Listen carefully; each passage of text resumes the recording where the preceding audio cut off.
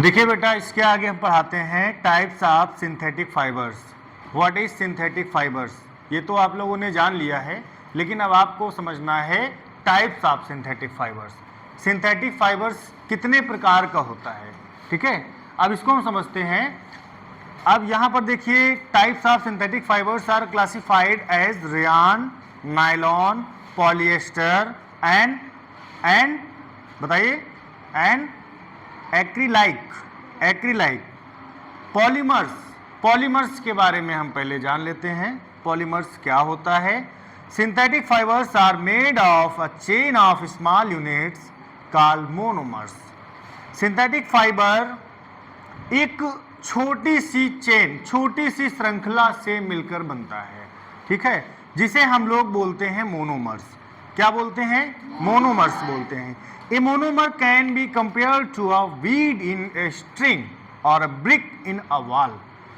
Monomers को हम लोग किससे कंपेयर कर सकते हैं बेटा? मोनोमर्स को हम लोग कंपेयर कर सकते हैं ब्रिक से, ईंटे से। जैसे कि आप देखते हो कि हमारी एक दीवार बनी होती है, उस दीवार में ईंटें लगे होते हैं और एक एक ईंट रखकर एक बड़ी सी दीवार बना दी जाती है। समझ में आ रही बात? एक ईंट को रखकर एक बड़ी सी दीवार बना दी जाती है।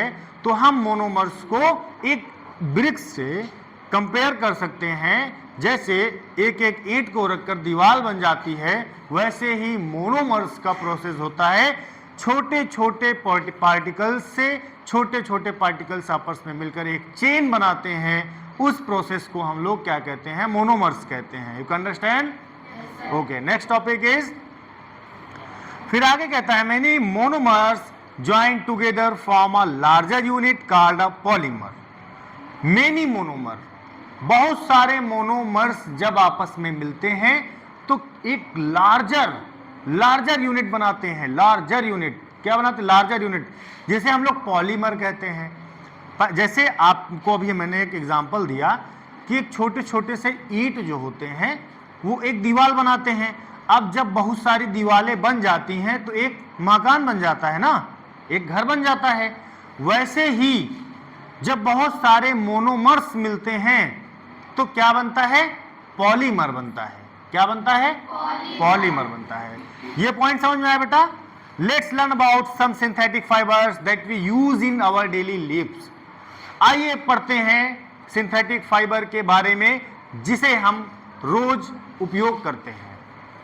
रेयान के बारे में हम पढ़ते हैं। Rayon is one of the most peculiar fabric in commercial use today. Rayon एक ऐसा महत्वपूर्ण फैब्रिक है जो कमर्शियल यूज में आता है। आज के दिनों में कमर्शियल यूज में आता है। Strictly speaking it is also called artificial silk.